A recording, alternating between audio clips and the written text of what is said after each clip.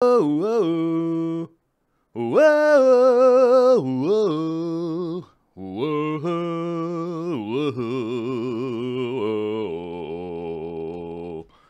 oh, bum bum bum bum bum bum bum bum bum. Bum bum bum bum bum bum bum bum bum bum. Bum bum bum bum bum bum bum. Bum bum bum bum bum bum. Boo! Bum bum bum bum bum bum bum bum. Bum bum bum bum bum bum bum. Bum bum bum bum bum bum. Whoa whoa whoa whoa whoa whoa whoa whoa whoa whoa whoa. Whoa, whoa, whoa, whoa, whoa, whoa.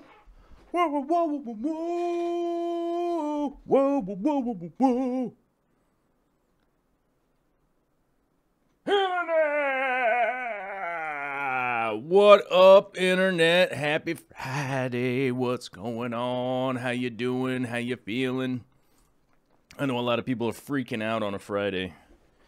I know a lot of people out there freaking out on a Friday, which, you know, can be appropriate. It can be appropriate to freak out on a Friday. You know why? I don't know why, but it rhymes or something. Does it rhyme? No, it's just with an F. If you freak out, Friday, Freaky Friday or something. I don't know. What do I know? I don't know what's going on. I'm a little out of sorts today, you guys, which I think is almost like my regular way to be now. We got some serious intrigue here, my friends, going on. Serious intrigue happening in the old internet world. Oh, internet world, why are you so intriguing? Why is there so much intrigue on a Friday? Because who was first to the chat? Who was first to the chat? Who was it? It doesn't rhyme with Friday. It starts with an F, though, also. Freaky Frank Dominguez Friday. What's up, Frank Dominguez? First one to the chat with a bullet. And you guys, there are so many people waiting in the chat today. I don't know who was second. I just scrolled it back to find out who was second, and I can't tell. Y'all been chatting like crazy in the warm-up session, getting warmed up, which is good. We like that, because this is a 2-hour show, and if you're not warmed up for a 2-hour show, oh man, you'll fall behind. And that's the last thing we want to do right at the end of the week while people are getting ready for their weekend. Getting ready for their weekend to start working, right? Everybody out there going to start working this weekend, getting super busy on all those projects. I noticed that it's January 26th already. And the fact that it's January 26th is putting some pressure on me right now because I'm realizing that it's 2018 and January is almost over, which means, you guys, I got to get hammering here because, you know, just haven't been getting enough done yet in 2018. You know what I'm saying? I got to get some more stuff done. I got to get things happening. Woo! Okay, a lot has happened so far in 2018. I want to run down some of my gratitude list here at the beginning of the show, because I think when people do a gratitude list at the end of the show, it gets missed. But I first and foremost want to give a big shout out to all my moderators here right at the beginning of the show, and then we'll get into saying hi to some of the people in the chat, other than I already said hi to Frank because he was first. First Frank, Friday, right? I want to give a big shout out to all my moderators. 3D Reefer, otherwise known as Matt Weber, thank you for all of your contributions. Dan Squires, one of our new moderators. Thank you very much, Dan, for coming onto the team. And thank you, Mellow Moogle, for coming onto the team. Those are our two newest moderators, along with CNH Aquatics, who's another one of our brand new moderators. Candy Overhauls, who's long time. Nisi of the North, who's long time. Kevin Hayes. Mr. Joel Gillett, otherwise known as the Glass Boxes. Steven Scogland, wherever you are, you said you were in lurker mode. I know you'll hear this. You don't have to come to the chat. We know you're there. We know you're lurking. And Cichlid Bro himself, who we haven't seen in a while, but don't worry, I know he's around because he sent me an email to let me know that he's not dead, which is good. I want to say thank you very much to all my moderators for just being general badasses, you know? I mean, I just don't have a better way to put it. Super generous, awesome people. And I've got some news coming out at some point in time in regards to that. Now, I got to figure out a big project here. And I'm gonna put my brain thinkins on it, as my man Corey would say, the brain thinkins into it. And but I definitely want to say thanks to all the moderators here at the beginning. Big shout out on a Friday. I love you guys, and thank you for all the work that you do. And I also want to give a big shout out to my lady Victoria. If she's out there listening, I don't know, but she'll probably be home fairly soon. And I just want to let her know that I love her very much. And she's the apple of my eye. She's the peach of the tree. I don't know.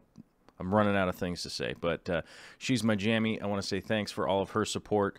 You guys will notice that there's some Teespring links in there. She went ahead and hammered out some new shirt designs in case people need a Corvus Ocean short shirt that you're going to wear it around and let people know there's surprises in the background or something. I don't know. So just a big shout to all those people who are supporting here. Also, to Jimmy and Corey, I just want to say thanks to those guys for all the cool projects we've been working on. And you know, just put it out there in the internet and let the internet mull it over in their head. But big thanks to those guys. And, you know, it's Friday. I want to say I like my gratitude list on a Friday. And try to do a gratitude list on Mondays, but I always forget because I always wake up on Monday going, somebody's got a case of the Mondays. I better hang in there. You know, so try to do my gratitude list on a Friday and say thanks to all the people who've been kicking ass for me, helping out. Oh, and I wanted to say a specific thank you to Dorcula also, Corey's lovely bride, for hosting. And I don't think I had mentioned it, and I wanted to make sure that I had mentioned it and not just, you know, something that's semi-permanent, like the internet. Right? So I want to get that stuff out of the way here right at the beginning. Is it mushy? I think we're supposed to say lad, lad, lad after, but I'm not English, so I'm just going to go, yeah, what up? I'm a dude that says thanks to people as much as I can. Oh, and a big shout out to my mom. My mom's awesome. Also. Love my mom. Actually, she messaged me earlier because we had some a slight miscommunication as regards to where my birth certificate is. I think she has it. So, passport coming up. Gotta get a new passport, and we were trying to figure out where my sneaky birth certificate had gone to, and luckily I left it with my mom, who's all super organized, and then found it. So we're good to go on that front. Oh, Steven Skoglund has changed his name to Steve Shrimpy, Shrimper, Shrimp, Shrimpery, and more. Oh, okay. Very sneaky. All right, Mr. Skoglund. All right, let's say hi to a couple of people in the chat here before we get into the mainstay of the show. The title of the show today, I cannot remember. I have to click on the thing over here to look at it and actually read it. Ludwigia Repens is the focal plant on a Friday here today because I got some orphan plants, and we'll talk about those. I also got some Seiryu stone in, and you guys will get a first look at the Seiryu stone before it goes into aquarium, before it's like a fancy scaping video. You guys get to take a look at it before it's actually put into an aquarium. So first look on a Friday. Lots of things starting with F going on around here. And a Q&A action. I'll do my best to occupy some time answering your guys' questions with answers. Y'all ask questions, and I'll try to give them answers. Is that how that works? Yeah. All right. Cool.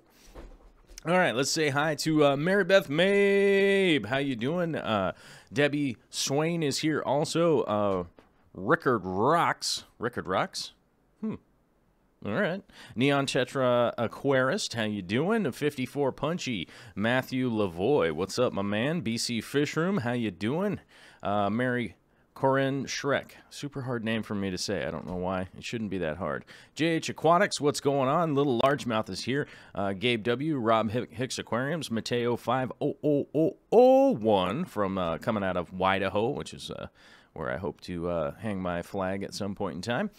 Derek Runyon, what's up? How you doing? Grant Hall. Whooshu. Jimmy Brown. How you doing? Good to see you. Huge J-Mac. Huge J-Mac. That's a huge J-Mac you got there, huge J-Mac. Chronicles of Chris's Fish Rooms is here. Scott Bell, Sal Sanchez, Pet Sodics. Yo, what's up? Oh, Caleb Overhauls. Caleb Overhauls. What's up, Caleb? That's our little man out in Montana. That's one of our greatest subscribers, if you know what I'm talking about. Good to see Caleb out here on a Friday. Karen Pepe. What's up? I almost said Frank Dominguez again. He gets lots of coverage on this show. Lordig Face. Lord Getface. Oh, there we go. Lord Getface. Hey, what's up? Nathan Springles here. Michael Hoffman, what's up? Is he in Michigan or Illinois? I don't know. Can't remember where he lives. Ohio, maybe? Oh. Wasabi Tsunami, how you doing? CL Romans here. The Bearded Fish Keeper, what's up, my man? Kyle Paith. Sergeant Tanks, what's up, dude? Hey, how you doing? It's good to see Sergeant Tanks here. Steamfod Aquatics. Oh, hey. Let me take a second to tell you all a little quick story about Steamfod Aquatics. He's almost to 20,000 subscribers, and I'm super stoked to see that dude go over 2,000 or 20,000 subscribers. Hopefully he hits it soon. If you're not subscribed to Steamfod, go over there and click that subscribe button so he's subscribed, and maybe we'll get over 20,000. That's super awesome, man. That's a huge milestone, and much congrats once you hit that. It's probably going to happen. It's probably going to happen, you know what I'm saying? So I'm stoked, and what a lovely time we had together hanging out. He's such a fun guy, honestly. He's real quiet. He picks his spots. But goddamn, if that dude doesn't make me crack up at least once an hour, it's something. He just must not be there. Because if he's around, he's going to get me going. Flashcan. What's up, Flashcan? Eve Daigle, how you doing? John Bear's Fish Room. G Bear is here. Oleg Reshtov, what's up, man? Michael Agostino. Famous Jones, what's up? All right, I think I've said hi to enough people. If I missed anybody, very sorry. Very sorry. It's not on purpose. It's because this is flying by at full speed. The chat goes flying by at full speed. But hopefully we can say hi to a few more people and see what's happening here. What's our live? How many live viewers right now? 150 something. It's jumping around. I don't know, 57, something like that.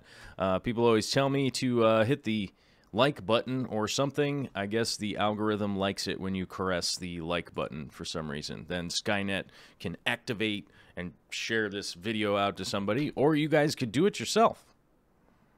Miss Raj, yes, you can be mentioned, and you have been mentioned now. Oh, Victor Cuckoo. Victor Coco. I like that. That's nice. I like that. I don't know why I like that. I'm sorry, man. I don't mean to laugh at if that's your name. I'm not laughing at it. I just like it. And I'm just laughing because, I don't know, because it's good times. Because we're having a good times.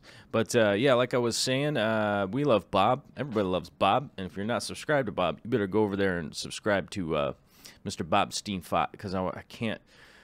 I hope he hits 20,000 because I'm excited. I'm excited to see somebody I know hitting a mile marker, the road bump, speed bump, the retaining wall. I don't know. What do you hit when you hit 20,000? I don't know. Is there a name for it? Is that like the silver anniversary or the platinum anniversary or something? I'm not sure. Oh, 54 Punchy says we got one hater already. That's life over here on the internet. There's definitely some people out there hating, and that's one of the reasons I'm a little out of sorts today. I've spent a lot of time reading the ins and outs of some nonsense that has come my way. I'm not going to tell you guys what the nonsense is yet because I don't know what is going to happen of it, but I will say it's not very fish-fammy of people to do what is being done behind the scenes. I wonder if that makes sense to you. Mainly strong hater, internet style, I guess, would be kind of the thing. Yeah, I guess I'd put it that way. And, we'll see what shakes out from that. Like I said, I'm not going to tell you what it is or who it was or any of that kind of stuff, but some definite intrigue, if you know what I'm saying. My moderators know what it's all about. We're definitely, combining our brain forces to figure out what we can do about said situation. And, we'll see what happens. Mary Beth Mabe has a question for any knowledgeable person. I got and put in my tank near January 1st some ferns and frogbit I got from Robo Aquatics. I had duckweed in prior. Now it seems that most of those plants are gone. Let's see. I got and put in my tank near January 1 some ferns and frogbit. Well, first of all, I would say that frogbit, if that is going away, typically that has something to do with you may or may not have sucked up all the nitrates and then they have nothing to feed on. Would be the first thing. Or if there's a lot of surface agitation, like in my aquariums, you guys will notice that duckweed does not stand a chance. Neither does frogbit. It does not stand a chance in my aquariums, just because there's so much water moving up and down just along the surface. It's not like turbulent or anything like that, but as it's moving around, the frogbit just doesn't have a chance. It doesn't like it. It likes to be a little just floaty, just hanging, just being in a cool spot. So that could be an issue or something along those lines. And ferns would be pretty difficult to answer without a little more information in regards to what happened to the ferns. But my initial thought with if you added frogbit to the tank, that could be a couple of those things could be the issues as to why that has gone on there. Oh, Mellow Moogle just posted, in the giving mood, click to see my Amazon wish list. Big shout out to Steven Skoglund. He actually busted out and sent out some of the Google Pods here to expand the Wi-Fi network. And then, but Vicky had also got some of those for Christmas. So we were kind of in the limbo zone, right, as to whether or not I was going to actually use the other 3. I'm actually going to use the other 3. I need to extend the Wi-Fi here even more to get the fish room like fully established, so I'll be able to do some maybe live streams or something like that, just real short ones from the fish room, so I can go like, oh, hey, man, this is the thing I'm working on right now, and y'all can check it out.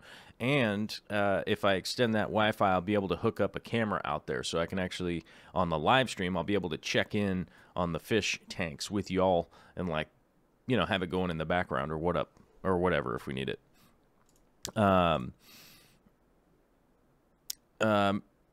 Derek Runyon is saying probably add some easy green or something like that to the water column. We'll definitely... Actually, this is going to help both people. Mac Bishop was asking, what is a good all-in-one fertilizer that I recommend? The Easy Green. I would definitely recommend the Easy Green. I've been playing around with that, and I am also going to be doing the 60-gallon cube right next to the 120. Sorry, 150. Oops. Yeah, that's a 150. I wish it was a 120. It's 150.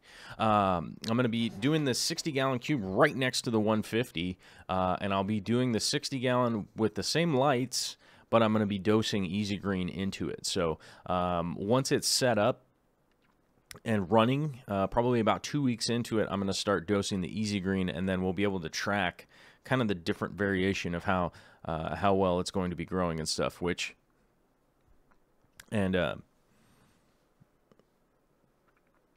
which the next I guess we'll just see how long it runs for, and how much better it does, how much better it performs, because I'm going to basically plant it with the same substrate and that kind of stuff, same lights. Obviously, it's not going to be a super scientific type situation, because what I would typically do if it was a scientific situation would be like 10 tanks and 10 tanks, and then be able to figure out a lot of the variations and things like that. But it's just going to be hey, I got a thing running. Let's run this one next to this one and see what happens, so we can check it out. G-Bear is saying, I still want an acrylic 120. Yes, so do I. I may have tracked one down, though. But so far it has been a very strange exchange with the emails back and forth. And I'm getting the vibe that it's not something I want to get involved in, if that makes sense. You know what I mean? It's like when you start having the back and forth of like, hey, I hear you have this aquarium for sale, blah, blah, blah. And they're like, yes. That's their answer. You're like, okay. Like, is there a good time I could possibly come by and check it out? Yes. It's like, this might not work out. So we'll see. We'll see what happens with that situation, and see if something comes of it. But we do have some super chats here I got to answer, because check those out. They're super. They're chatty. They're super chatty. One is from Sal Sanchez for $5, saying, it's my birthday today, so I would like a hashtag surprise and a hashtag Fluval's trippin'. Love your vids. Keep them coming. My question is, who's your favorite band? Oh, Nelly. It's a hard question. This is a hard question. But I can do the Fluval's trippin', that's for sure. And Fluval's trippin' runs into the next super chat, so we'll get to that in a minute. But Fluval is trippin', for sure. A surprise. Surprises! We always got to get a little surprises in there. I know Caleb's hanging around too, so we got at least 2 people in there that want to hear some surprises. So we'll throw that in there for you. My favorite band. I got to tell you, this is a real difficult. Thing to answer, mainly because there are so many good bands out there. It would kind of stress me out to try and figure out which one's the best, which one isn't the best.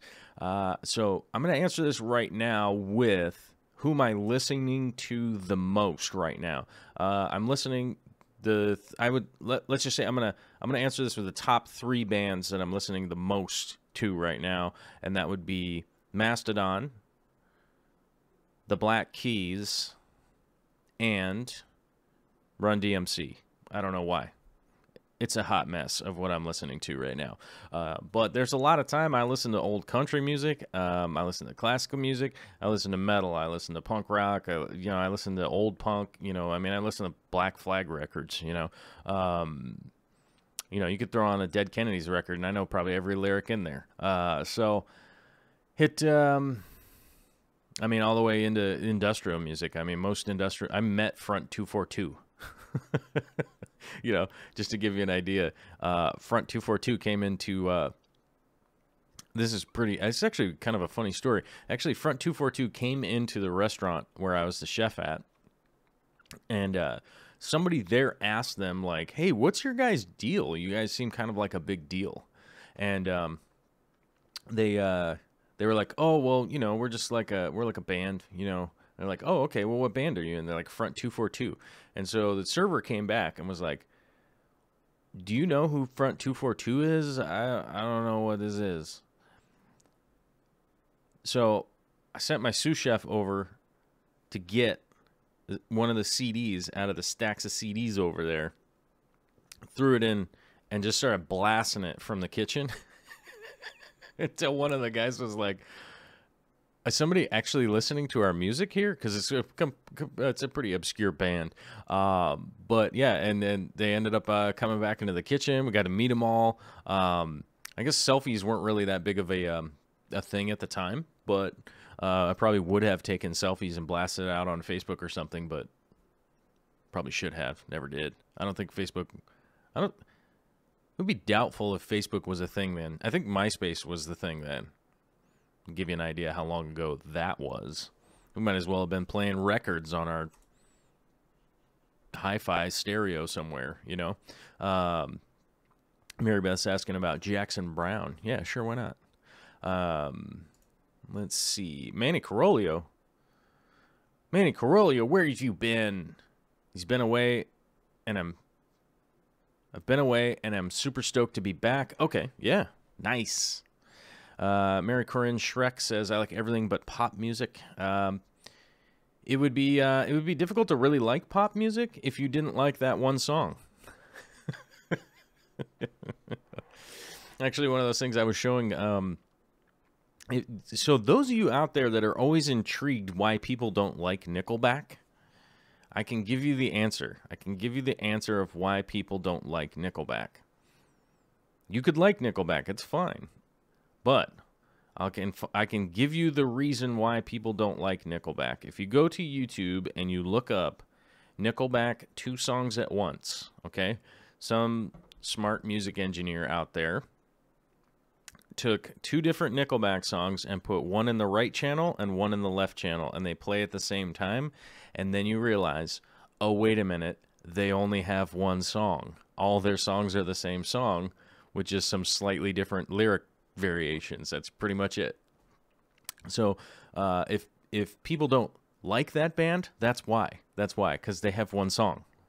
You know, so if you go listen to that, it actually is a really eye-opener. I played it for Corey and Sashimi Whiskey, and they both were like, oh my god.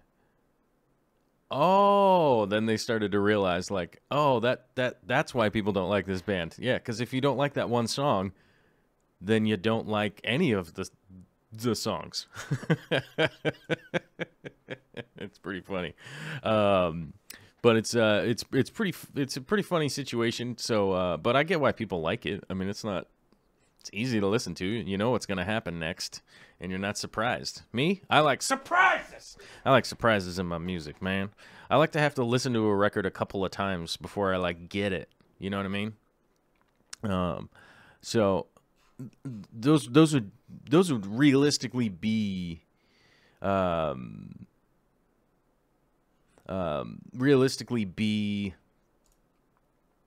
what's the word?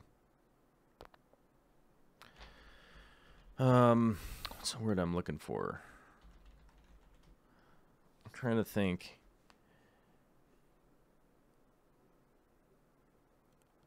I'm trying to think.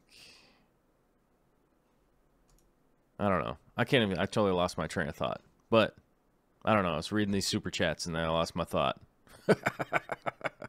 There goes the neighborhood. But either way, let's jump into the next super chat here from Matt Dill. Someone stole my shrimp from Flip Aquatics along with my other mail. Oh, what? My question is, I heard Fluval is releasing the next Plant 2.0 Lite.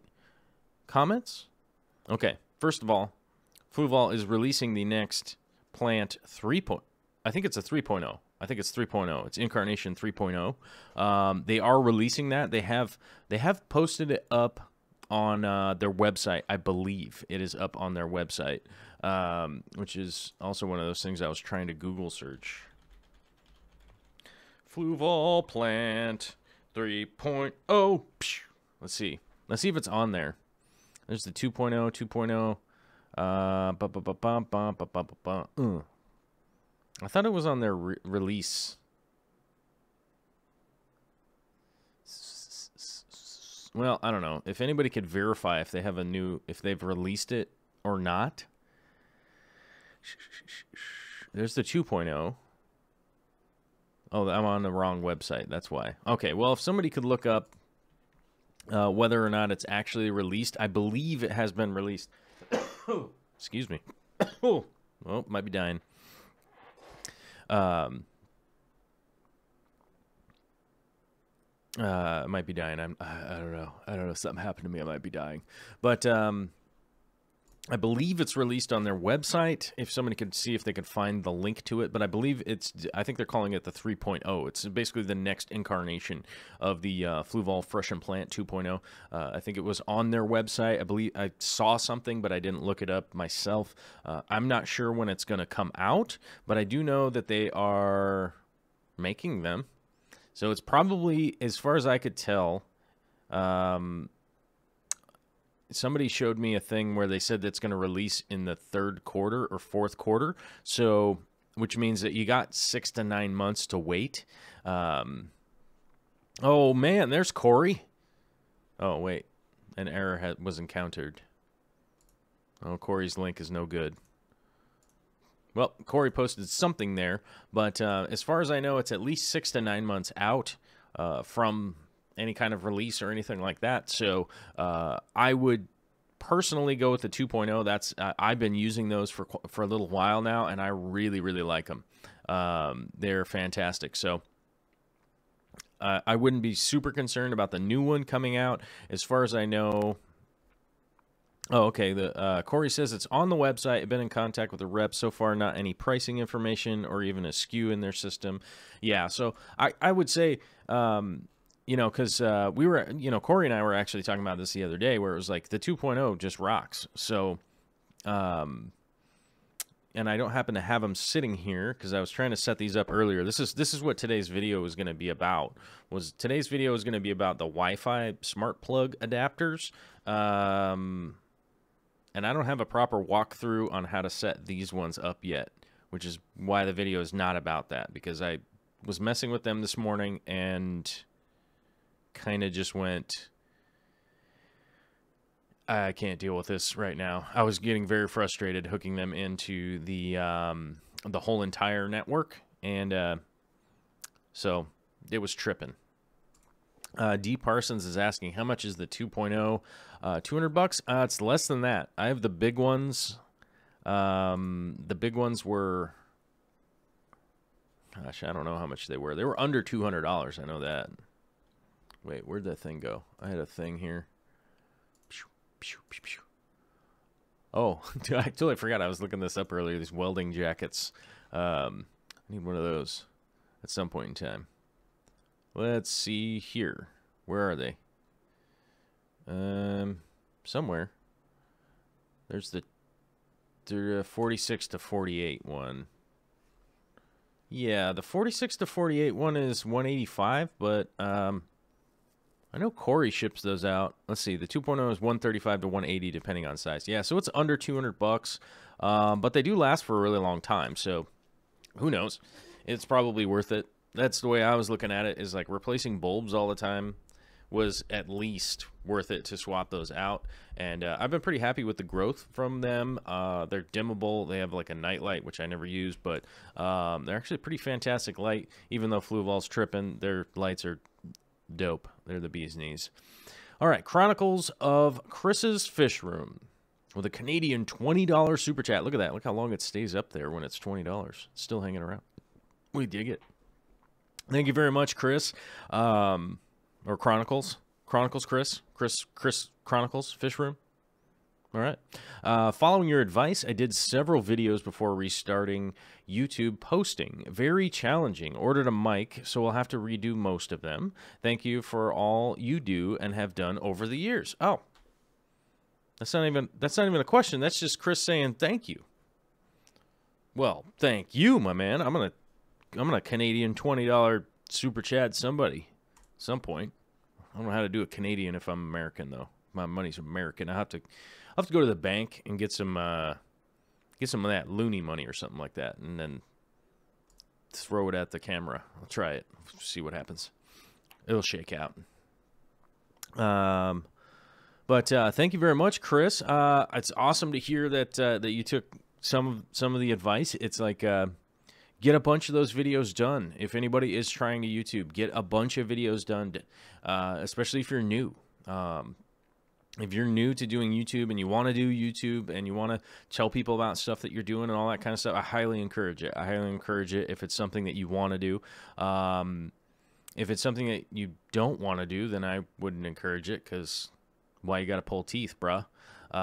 There's definitely a million other ways to do whatever you want to do. But if you are, I definitely would give the advice to get some stuff in the can with air quotes around it, which means get a bunch of stuff edited so you're ready to just keep making stuff if that's what you're going to do. That's the best advice I can give anybody. I can't tell you a necessary format. I mean, just make it as nice as you can. Follow that style that you like, that whatever style that you like. There's so many creators out there now that you could definitely at least get some ideas of what you want to do or how you want to improve on how other people are doing it. I know Peter McKinnon comes up very often. Peter McKinnon would be a great guy to follow if you're thinking, oh, hey, I want to start telling the story of my fish room, my fish are this, or your plants, or anything that you're doing. Maybe you're getting super good at soccer. I don't know. And you want to tell the story of that. He'd be a great creator to follow. He definitely gives a ton of tips and stuff like that, how to edit and all those kinds of things. Somebody local to the Fish Fam here who started up his kind of advice YouTube page and stuff like that would be Sashimi Whiskey. He's the editor for the Aquarium Co-op. If you check out Sashimi Whiskey, he definitely does some little live streams and some tutorials and stuff like that. It would be a fantastic resource to check in on and see like what's up on some stuff. You can definitely ask him some questions, ask him about some workflow things and along those kinds of things. Bert Shackelford's asking, can you hold up that smart plug one more time, please and thank you? That's this one. It's the Zentech Wi-Fi smart plug. I have nothing to do with them, but they are, I believe they are in my Amazon Associates thing.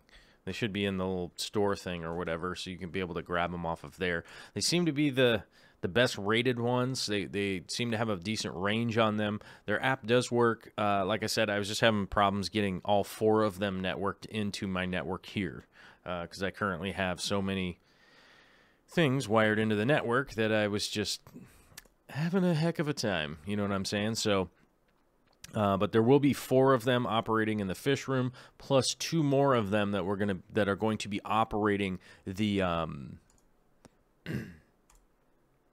they're going to be operating the chicken coop and the chicken lights and stuff like that as we move forward. So definitely going to be some interesting stuff getting those things in. It was certainly one of those things where I kind of got to that point where I was like, dude, I just got frustrated, and I was like, my mind's on so many other things. I was like, you know what? I just want to do this other stuff that will give me some time to just not have to think about other things, and I can just think about plants and filming and stuff like that, which is much more therapeutic for me to just be all up in the fish room and just take some time.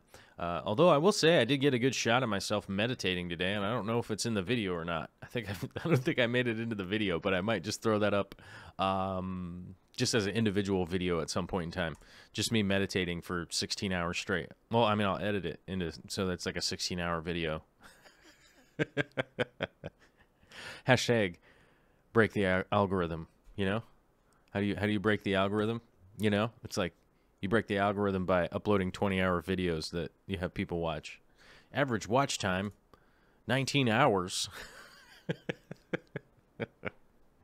There are some people out there that have done that. Is it smart? I don't know. Maybe yeah, maybe no.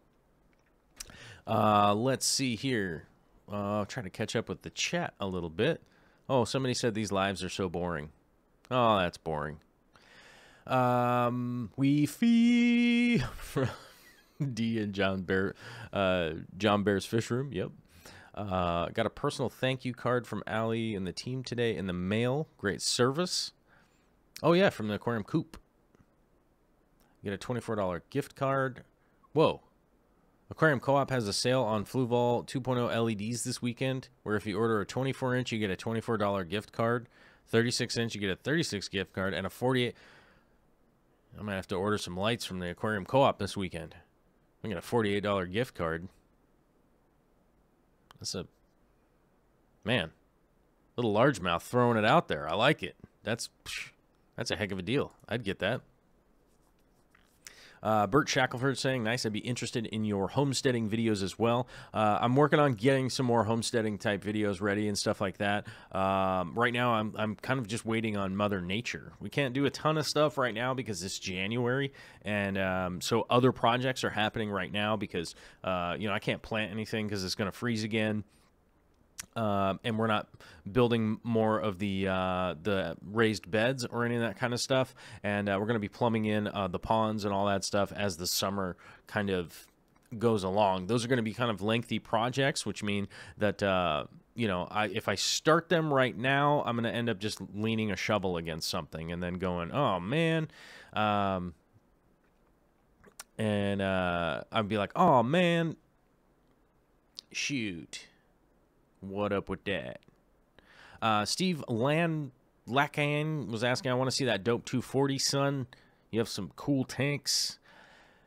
It will be in the video today. We are actually adding Ludwigia to the 240-gallon planted aquarium, which, by the way, if you guys are not subscribed to Flip Aquatics or Aqua Pros, they both shot a video here on the 240 and the 150 and the Reef and some other stuff. So if you aren't subscribed to those guys, definitely check out those channels because there will be, I want to see, you know, there will be some videos of them being here. I don't know when they're going to come out. I was texting them, and we'll see what happens. They're all tripping. You know what I mean? So who knows when they come out, but if you, when those videos come out, let's actually, it's very interesting to get somebody else's perspective on like what I'm up to. So I look forward to seeing those. That's actually going to be kind of, you know, I got a little ants in my pants to see what those guys shot. I don't even know what they were doing with their cameras. They just kept asking me questions, and I was trying to answer them, and they were throwing a bunch of weird curveballs at me. And so we'll see how that goes. Should be good. I'd expect it.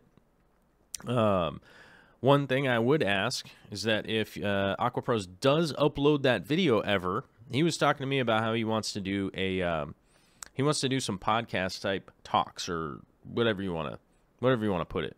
And this I feel would be a good space on my channel for us to have super weird talks.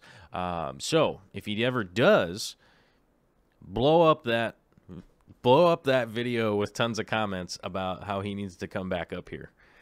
Because I'm going to be honest with you, I'm probably not going to drive to his place. It's really far away.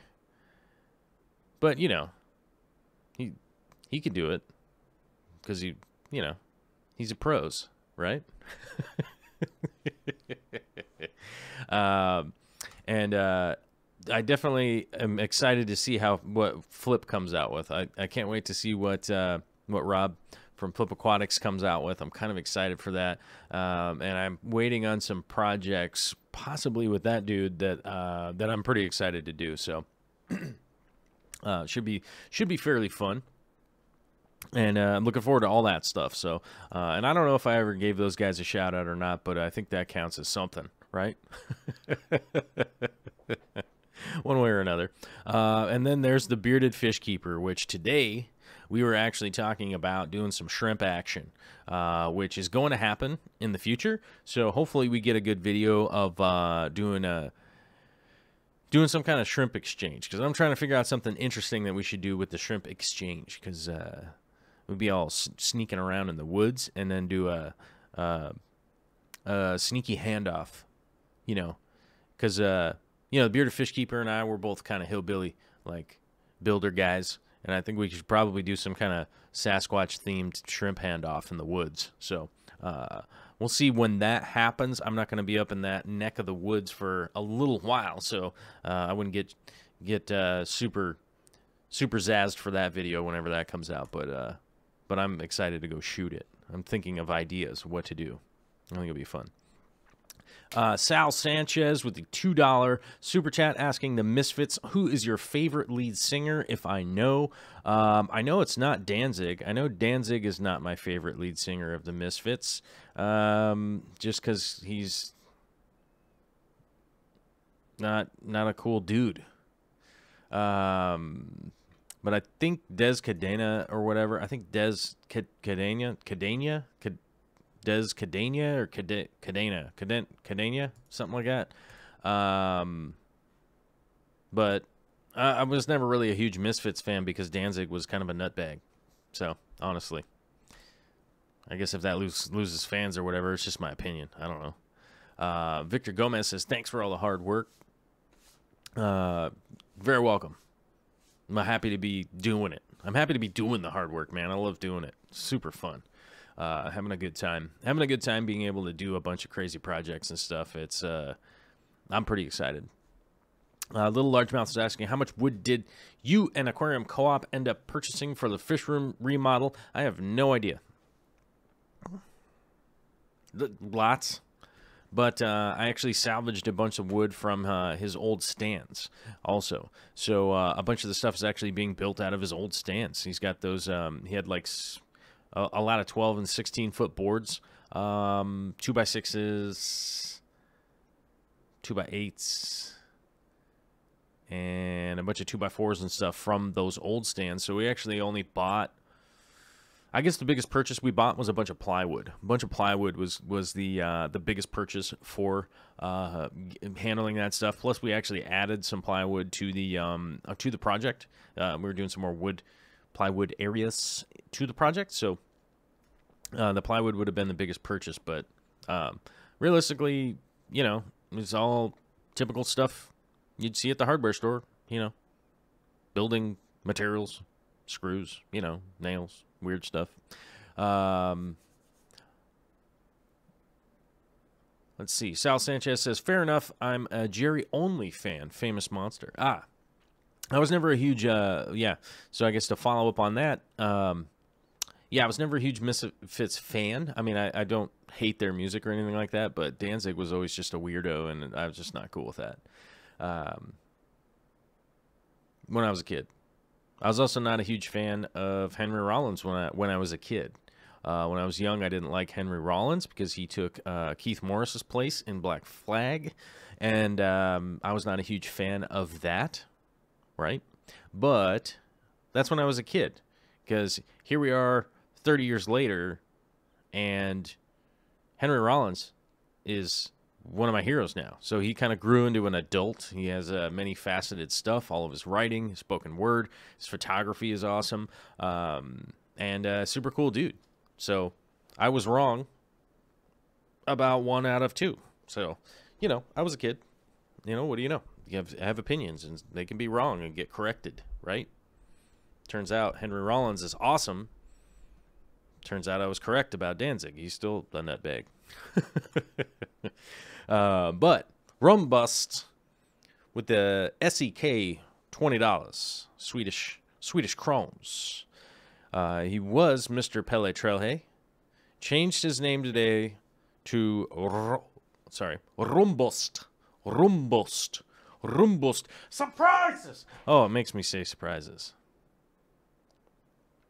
Mateo is very excited. Mateo 5001 is very excited about Keith Morris and the Circle Jerks. Maybe one of these days I'll tell you about the time that I met Keith Morris, because he was awesome when I met him. When I met Keith Morris, I didn't have a ride, and I was stuck standing on the sidewalk, and Keith Morris hung out with me for like, I don't know, 40 minutes. Just hanging out on the sidewalk, because he was like, man, you stuck here? I was like, yeah. He was like, oh, hey, I'm Keith. I'm like, yeah, I was at the show. That's why I'm here. And dude was super cool, man. Got to talk to him and just kind of chatted with him for a long time, and waited until my ride came. So we got picked up, and dude was awesome. Dude, Keith Morris was rad. And his dreads, most amazing dreadlocks I've ever seen in my entire life. Fantastic. Super cool dude, though. But Pele Trelhe changed his name to Rumbust, and that's going to be confusing for me for a long time, I bet. That would be my guess. That's going to confuse me. So, Pele, you got to just keep telling me Rumbust is you, and I'll forget, I'm sure. Manny Carolio says, Henry Rollins is my hero. That dude is tremendous. You probably couldn't pick a better hero. I mean, you'd be hard-pressed to find somebody. I mean, you could maybe make a lateral move, but that dude is awesome. Melamugo says, the chat is a busy place. If you have more questions, please check out the Patreon community page or email me at joel@darkstararts.com. That is a perfectly good point right there. If things go flying by and you get missed and whatnot, I know that I answer the super chats, but maybe you're somebody who can't super chat. You could go to you can email me at joel@darkstararts.com, and then boom, I'll get a message, and oftentimes I will answer them on the show, which reminds me, I'll have some of those coming up later in the show because I have to pull them up because I didn't pull them up ahead of time. Like a dingleberry. I didn't pull them up. But I will, nevertheless. Speaking of that, as I'm pulling it up, we have a notification here that we have a $1 pledge on the Patreon from Steph Stoffa. Well, thank you very much, Steph. Very much appreciate your patronage. That's super awesome. I'm going to need it. I'm going to need it coming up. Big stuff coming down. Big stuff. Big things coming down. Sandman Father Time. Hey, Joel, finally here for your show live. Hey, man, what's up? Glad to be here. Glad to have you. Glad to have you here live.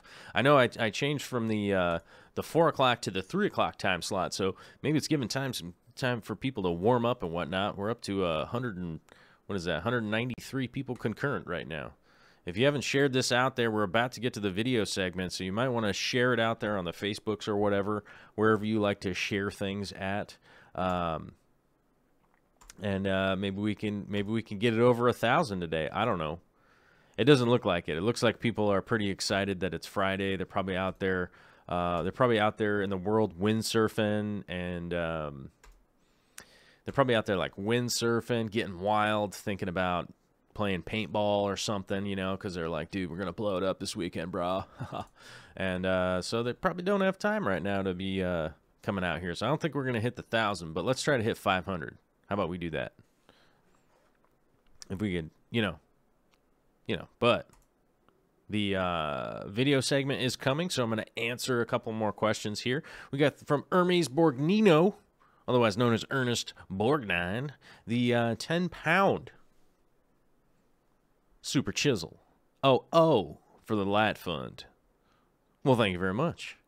Going in the Light Fund, see if we can't try and get some flu vaults tripping up in the action, right? You got to watch out. Sometimes they're tripping. We got a $2 super chat from the zombie drummer. Bacopa, a good candidate to grow up and out of water. Yeah, almost every single plant will grow up and out of water. Bacopa, of course, would and should. I mean, I've seen it growing on the shore. Where was I? California?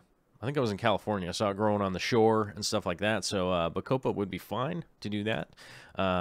It will flower at one point in time and kind of die out. One of those plants that's really kind of crummy for growing above water would be like Anubias and stuff like that, because of the long transition period. If you're going from underwater to up above water, it dries out and dies off and then has to grow all the way back. So bear in mind with that. Although Anubias does make great house plants, try to just get one that's grown emergent, right? And then just use that one as a house plant. Don't try to take them from underwater and then go above water with Anubias, because it's depressing when all the leaves dry out and die off. It's like, oh man, I spent so long growing that thing.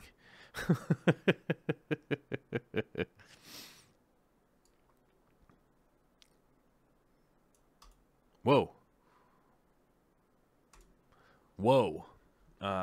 Coming in with the next super chat here, Simon Tronzen, which is so hard to say that guy's last name. Simon Tronzen.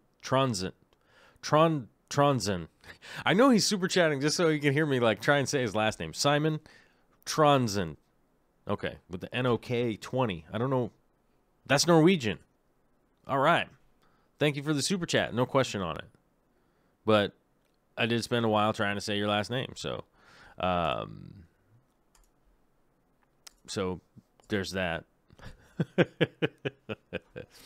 Rhombus, Mr. Pele Trelhe, do fast-growing plants like Limnophilia sessiflora outcompete slower plants like Styrogyne repens? Yes. Sterigine, however you want to say it, slower growing plants will get outcompeted by quickly replicating plants. Specifically, Limnophilia will... one of the issues with Limnophilia is... yeah, it will. So I would take into consideration what you're planting it with and how you're dosing and whatnot. If you have a lot of Limnophilia growing in there, you're probably going to have to dose some fertilizers in order to keep up on it too. Also, it'll add a little bit of redness to it if you get a good amount of light in there on it, and that'll definitely help it out. Michael Hoffman's got to go. See you later. Oh, Michael Hoffman. See ya. Drew Schmidt, I know you're an aquaponics guy. Have access to large quantity of pea gravel for free. Would it be good media for growing vegetables? Yeah. Mix some 5/8 in with it, though. Otherwise, the pea gravel has a tendency to compact quite a bit. So if you have some 5/8 or something along those lines, maybe a little bit bigger. 5/8. Yeah, 5/8 rock, drain rock. That'll actually be a fine way to do it. It's like kind of the old school way, if that makes sense. I did pick up some hydroponic, the Hydroton, just a little while ago. It was on super sale, and I'll be making some trays from that at some point in time. You know what I'm saying? The Raven is a songbird from Karen Hartfelder. Yeah, why not? Why can't the Raven be a songbird? They make cool noises and alert people to crazy dangers. What lights is the coop putting on sale this weekend? I lost the message. It is the Fluval Fresh and Plant 2.0. We saw those. Somebody posted that earlier. You're getting a decent coupon. You know what I'm saying? Decent coupon if you buy a light. Somebody just told me about that while the show was on, and that's a good deal as far as I'm concerned. Sal Sanchez with the $2 if up. Michael Graves in Famous Monster was my favorite. Oh, okay. All right. I dig it, man. We got some old punk rockers up in here, which is good. We like to have them old punk rockers here, because I'm one of them. I know that I don't have a mohawk right now, but I spent probably 20 years rocking the mohawk, and it pretty much don't get past a show without somebody asking when it's coming back, and I don't know. I don't know when it's going to come back. I'm liking staying high and tight right now. It's much easier to go to the bank, much easier to go to the grocery store, and whatnot, I guess. But it will be back. I'll tell you that. I'll tell you that much. It will be back at some point in time. So, hey, it is 3:58 in the PM, which means it is time for the video. We got a 2-part video today. If you're unexcited for a 2-part video, I don't know what to tell you. Bert Shackelford is asking at Corversation, my wife loves your Natalie Wood. Is that an original or a photograph? I have an original. It is an original. I could go grab it off the wall, or you could buy it off the wall. It's for sale. Go ahead and buy it. America. Email me at joel@darkstararts.com, and I'll get back to you. Mr. Shackelford. Romeo Vishishiv was asking, do I ski? Yes, I skied when I was a kid. Then I snowboarded. I spent a long time skiing, snowboarding, wakeboarding, slalom skiing on water, all that stuff. Love it, love it, love it. Don't do it anymore because I'm old and I can't afford to have a blown out knee and miss, I can't afford getting injured and having a bunch of time not working, if you know what I'm saying. So that's the big reason I don't go. Not because I don't want to go. I certainly do. It's just I can't afford, missing 6 weeks or something if I got a broken bone or something along those lines. So I just have to kind of pay attention to my limitations. Just remember that I'm not, I'm not 20 anymore. You know what I'm saying? I ain't 20 no more. All right. We're going to go on to the video. We'll let that warm up. Oh, look, it's my hand. Has anybody seen my hand? Has anybody seen my hand?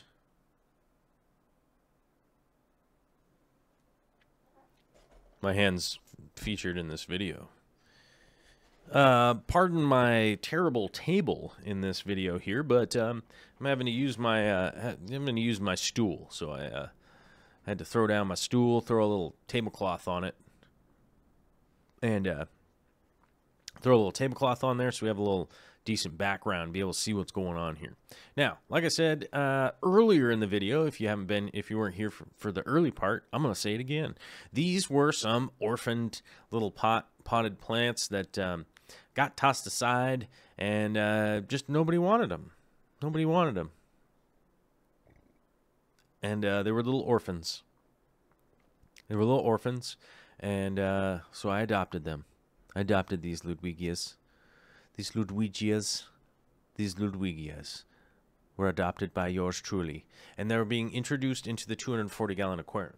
Now, if you happen to encounter some stem plants like this that have been they basically got stuck in a spot where they weren't doing that great, and nobody bought them, and nobody bought them, and nobody bought them, and I think they were behind a rack or something like that.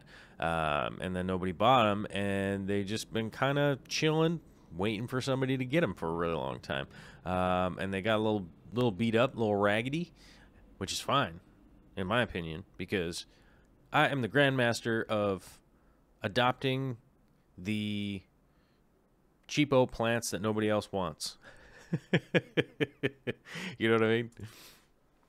And I've been looking for some Ludwigia after all mine died from the move, and nobody had any. And luckily, I was able to find this little orphan pots that nobody ever bought. And they were kind of, like I said, they were in a spot where nobody could see them. And so they went on super sale, so I bought them. And, you know, now they're going to be going into my tank. So, how do I know these plants are good? As you see me sorting through here, I'm finding spots with... and not to confuse people, I'm just going to call them the little sproutlets, okay? Instead of going into crazy technical jargon nonsense, confusing people. We're just going to call them these little sproutlets here, these little spots where you got new growth sprouting. So I got these pots probably, you know, like 5 days ago or something like that. Dropped them in my sump, put some light on them, and then... just do a little bit of a waiting game. And you can see here, as I'm going through the video, I'm kind of pointing out where the little sprouts are on the stems. That's how we know where we're going to clip it into two plants. Because these lower sproutlets start coming up and popping out of the stem, sort of midstream of the stem. And that's going to be the spot where you want to trim them into two, because the top of the plant, you can see it started throwing down some aerial roots, which means, you know, there's these little roots coming from up at the top of the plant. You can see them right there. See how I got them in my weird, nasty left thumb that's all gross? Yeah, right there. I've got those little rootlets coming down, little aerial roots, what they're normally referred to, and that's where I'm going to trim these stems. Then they're essentially going to be made into two plants. So give them a little trim. That's a plant. That's a plant. Some of these little base parts that were like really, really beat up, I went ahead and threw those back down in the sump. It's sort of going to be the kind of infirmary for them, because they're going to just be down in the sump, getting some light, getting some water, being nice and warm, get a little CO2 and all that kind of stuff, and they'll sprout up and grow into plants just like their, well, other half, literally. This one right here is a perfect example of where you can see there's the base there. Got a little bit of dead on the bottom, so I'm just going to go ahead and get rid of that little bit of dead part, and then just to trim it. There's just really no reason to put it in there, so just going to trim that a little bit. I'm going to go through both pots, doing that. And, you know, end up with a bunch of little plants. They're going to go into the aquarium and they're going to grow all robust. And about a month from now, people will go like, oh my gosh, those plants are so beautiful. And I'll go, yeah, do you remember that those were orphan plants from before? Those orphan plants was from before. Like, ain't nobody was paying attention to these little orphan plants. D. Parsons says raggedy equals lots of potential equal growing to something amazing with some TLC. That's right. I like to take in these orphans off the street. But which is a little bit of trimming and a little bit of legwork. These were marked all the way down to, I think, like $1.99 or something like that. Which is awesome because you guys are watching real time. This isn't sped up or anything. Just how long it took me to sort through these, kind of trim off some schwaggity leaves, trim off some dead parts, get the pots off, and then they're ready to go.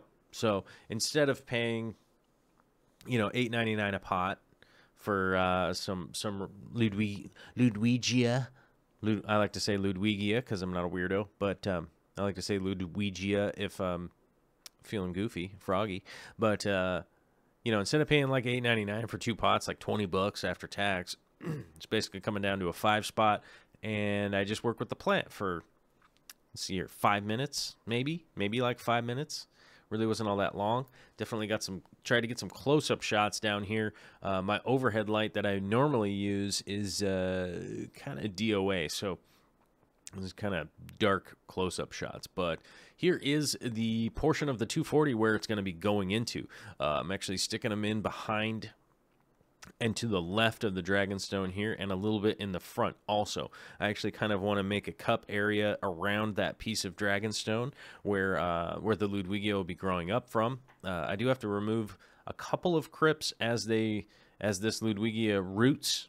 I'll be trimming the tops and replanting them so I can essentially establish a new plant, and then that one plant will turn into 2 plants when I trim it and replant the top, and I'll keep going that way. Barbara Jackson was saying, Barbara Jackson said, I think Ludwigia can also be grown immersed. Yes, above water, Ludwigia can for surely do that. I've done that on accident many times from my sump. And I've done that many times from my sump, and actually it grows really well. It's a pretty kind of crazy looking plant when it's above the water line, so it's not the worst one to do, but you never really know where it's going, you know what I mean? Oh my back's feeling weird in this chair today, but I'm basically kind of going to encapsulate this rock here and just allow half of it to kind of stick up above where the Ludwigia grows in. This will kind of be my mile marker as to when it's time to trim it. So once that rock starts to get covered up, then it'll be time to trim it, and we can just kind of keep that sort of little exposed part there, and it'll be totally cool.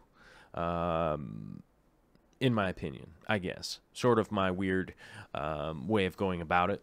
Just kind of one of those things that I like to do. Just being weird, you know.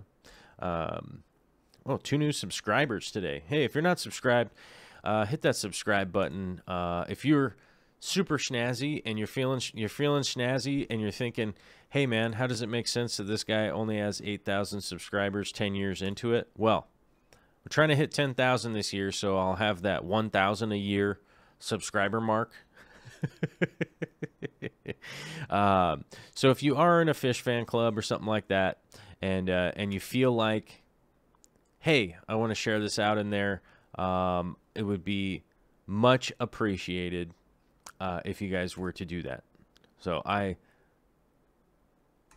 would appreciate it. I don't know if anyone else would appreciate it, but I would appreciate it, right? Because I'm 1,300 short of hitting that 10,000 goal. Because then at least I could tell Bob Steenfot, like, hey man, at least I'm in the 5 digits. Also, it took 10 years, but what up, dude? You know, and he'd be like, yeah, and But if it's something you want to, if something like this is something you want to share out, I've often run into people that are like, hey, this isn't something that a lot of people would like. Like, okay, what's the worst thing that can happen? They don't like it and they don't watch it. Or there's a great thing. They could come join the craziness that is this show. Like, and all you monsters of the midway out here, like, chatting it up in the chat, which I'm into. Mary Korean Shrek says, me either. I ought to be 20 again, but with the knowledge I have now. Agreed, but you get one or the other. You get youth or wisdom. Luckily, I'm right in the middle, so I have a little bit of knowledge. I'm an idiot, honestly, but I have a little bit of knowledge, and I'm not super old yet, so I've got a couple years before I'm super old, and I'm really hoping that stem cell research out there is really seems to be making some serious progress. That maybe I only live to be 70, but maybe I'm like a 20-year-old, 70-year-old, and then I just die. Because they've actually been doing the IV stem cells now to people, which is actually kind of cool because it's like just making your body rebuild itself. Kind of neat. I don't know. I got hopes. There's technologies. Is Skynet real? I don't know.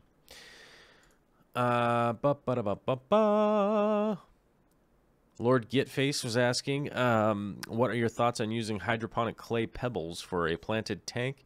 It would be fine. They probably float, though, so I'd keep that in mind.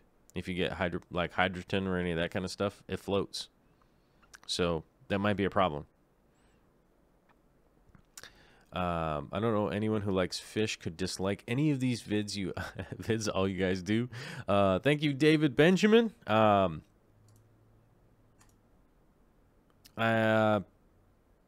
don't know. I don't know. I don't know why people don't like things.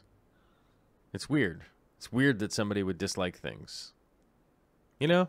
So, I don't know. Just My Fish said, I love your channel. I love your koi. Well, I don't have any koi right now, but I will. And we went to koi.com. I got a video from going to koi.com coming out fairly soon, like probably next week. It's about a week out when that one gets released. What's the one I'm doing tomorrow? Oh, yeah, more woodworking at the Aquarium Co-op will be coming out, I think, tomorrow. So, yeah, that's what's coming out. But the koi.com stuff, I'm zazzed to get that out, but I don't want to release it too early. You know what I mean? Relic Turtle question on ferts: how often and what is your go-to? Currently, right now, I'm actually not running any fertilizers at all. I've decided to kind of just drop out from fertilizing for a while, mainly just to kind of sort of reset some things that are going on and stuff like that. Oh no, you guys! I'm gonna pause the video. Okay. There we go. I'm pausing the video right here in case anybody has any questions in regard to the Ludwigia or the 240 or any of that kind of stuff right now. Like Relic Turtle was asking on ferts, how often was your go-to?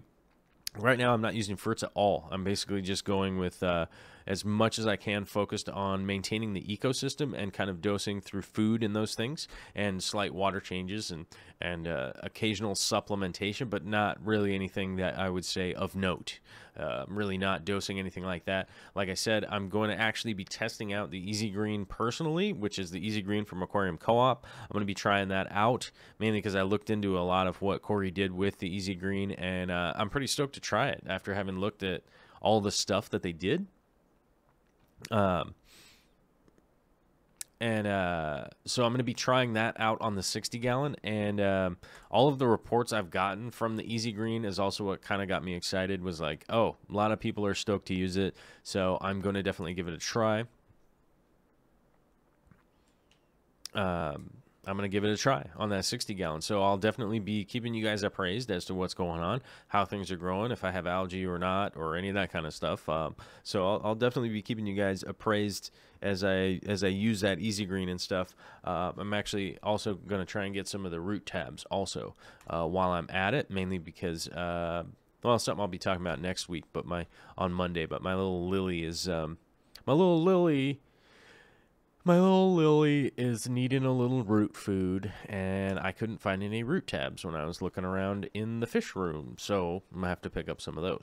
But not a big deal because we'll get it handled. And one of the reasons why we'll get it handled, and I'll explain to you here as we restart the video. Is anybody excited for Seiryu stone? Is anyone excited for that? Is anyone excited for Seiryu stone? Because I can honestly tell you, like, I am. I'm really excited. I'm really excited to mess with this, and I basically got some. I managed to get my hands on some really nice pieces, and this is the preview here. So this is just me like unbagging them. You all get a chance to look at them. I'm gonna do an in-depth video on these. This is basically just a behind-the-scenes look. You guys can see how they come in packaged, all that kind of stuff. Because you guys are here for the live show, so you actually get a chance to take a look at them, how they come out of the bags, what kind of shape they're in, what kind of colors they got, and those kinds of things. There will be a more extensive produced video of this stone coming out, and it is in fact going to be going into the 150, which means the 150 is going to get it rescaped. Some people ask, hey man, the 150 is super pretty, why would you go rescaping it? Because even if it's super awesome, I still will just end up rescaping stuff and everything, because if I can take something that I would consider a 7 out of a 10, I gotta take it up to an 8 or a 9, or even try to get to a 10. So the Seiryu stone's gonna do that. I'm also gonna need to take out the guppy grass and add a few other plants also into the 150. So I'll be pretty. I'm pretty stoked to get a good opportunity to actually work on this stuff. Some of these stones, these Seiryu stones, I've never seen any of this awesome. That one I just unwrapped right there has this big crevasse in it, and I'll get an up close. There's an up close shot of it in the video here. It is super rare to get a Seiryu stone that actually has visible light from the other side. So. I'm pretty enthusiastic about these pieces. I'm really enthusiastic. I managed to go through. I managed to go through basically all of the pieces of rock that were kind of like too big, essentially, to get into. What happened here? Did I double up on that part of the video? I think I did. I think that part was running twice. Whoops. Sorry about that. Oh, Mellow Moogle's got you there, Karen. I was about to answer it. Seiryu stone. It's in the title. But I was able to go through the Aquarium Co-op pieces that they can't fit into boxes. So one of the things that Aquarium Co-op does is they actually have they have some boxes where you can get really nice managed pieces of stone that actually go really well together. They're handpicked by some of the guys there, packed together as basically a Seiryu stone kit that you could just like rock out and rock out what you rock out, and then get them into your aquarium. And basically the person that's picking them is, you know, really knowledgeable about picking them, because it's something that they do on a regular basis. They throw them into a fits it ships box, and then the only opportunity for these stones to get out of the building are if people come and buy them in, or if you end up breaking them, which somebody's asking. Viola hops a lot, or voila hops a lot. Viola. Voila! Hops a lot was asking, could the stones be broken up? Yes, it could be broken up, but one of the unfortunate sides of that is that you don't really know what it's going to end up like once you start breaking them. And it could be pretty easy to just break them into small little rocks, which, you know, if you're gonna pay the price, for those, the last thing you'd want to do is break them into kind of like ugly shapes or non-functional shapes, or just into little chips of stone or whatever. So if you're going to break them up, I would say and you're also kind of devaluing the product, basically, if that makes sense. So it's like breaking down a big diamond. You can break it down into smaller pieces, but then you just have diamond shavings or whatever, you know, and that's not as valuable as kind of a big piece. So it's kind of frowned upon to like break them up more than they're already broken up. And like I said, you could also end up with stuff that's like really not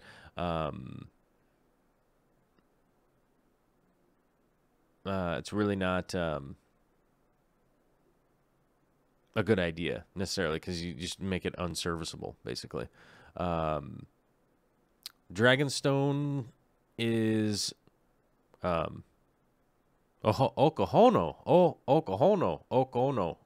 stone is Dragonstone typically, I think. I could have had this backwards. But this is Seiryu stone, and it might mean Dragonstone, but Dragonstone, in my opinion, is typically what's in the 240, that really like holy stuff. It's typically how they're identified here stateside. So maybe I got that backwards. Maybe I do. Kind of makes me worried. Am I backwards? But I think Seiryu means Dragonstone. Oko is actually Dragonstone, yes, but Ri is Japanese in dragon. Yeah. Okay. So yeah, it's a little bit confusing, right? It's going to be at least a little bit confusing on the names, which is, you know, typically I normally say Dragonstone. I mean the one I can't say, Oko stone. Oko no stone is the one I can never say right. So hopefully we get that. Let's see here. I got to hop into the super chats a little bit while this. Oh man, let's go back to the Seiryu stone video. There we go. I was stoked for that. I was excited for it. I don't know. Most people don't seem super excited for these rocks, but okay. We'll hop into the super chats here real quick. Hermes. Oh, I think I already answered. Did I answer it? Oh, no. Hermes Borgnino with another 10-pound super chat action. Thank you very much. It's all about the dead Kennedys, man. Yes, agreed. Jello Biafra is awesome. I can't remember their bass player's name, but that dude is a wizard. Their drummer's kind of a drummer, whatever. But Ernest Borgnine, that's right. The Dead Kennedys are awesome. Like I said, I could probably recite almost every Dead Kennedys track. If you played one, I'd be like, yep, I know all the lyrics to this. Yeah, I love them for sure. Bobby 2700 with the DKK 50. I don't know what DKK is. Where's that from? Denmark? I hope that's Denmark. Let me see here. I wonder if I can look it up. Hold on. Let's see if I can do this. DKK currency. Haha. Let's see. Danish krones. Yes. Danish krones. What if we have... Holy crap. That's an $8 super chat from Bobby 2700. Heyo, forgot to tune in during the Mabu Studio live stream, but made sure to watch the video afterwards. Great show. Oh, thank you very much. Thank you very much, Bobby. I know probably your time, it was probably a really weird time to try and tune in. So hopefully it hopefully you got to watch it on the replay, and it was as good as we hoped it was. There definitely was so much stuff going on with so many cool people that there was a lot going on, a lot happening. So, but I'm glad you liked it. We hope to do more in the future, so we'll see how that comes along as we get to possibly do more in the future. Professor Scraggly Sack Abortionist Extraordinaire. I don't know if I ever want to say your name again, dude. I'm just going to say Professor Scraggly from now on. I'm just going to say that. Professor Scraggly with the $2 Canadian super chat saying, get her done. All right, man. I'll get her done. Yes, I'll do that.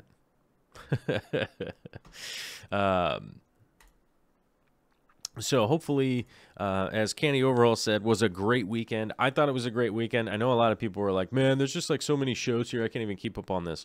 One of the great things about these shows, they do upload as a video later, and you can watch them at your leisure.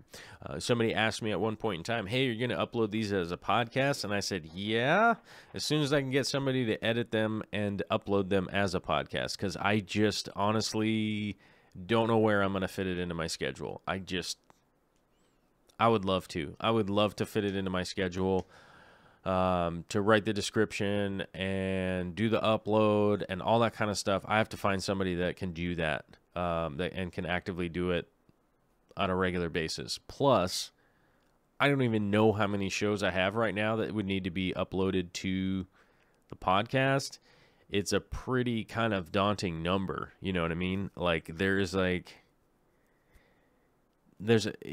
it's 600 that need to get uploaded, like, that's crazy. I mean, if it's 300, that's crazy. If it's 200, I do not have the time to do it. And the last thing I'd want to do is upload like just one or two of them and then just go, all right, never mind. I don't have time now. So I'm definitely going to have to find somebody at some point in time that can actually upload these as a podcast. So someday we'll get there. I hope we get there someday. All the patronizers and you guys all watching and stuff like that, like, definitely helps that out. We've fallen behind Corey.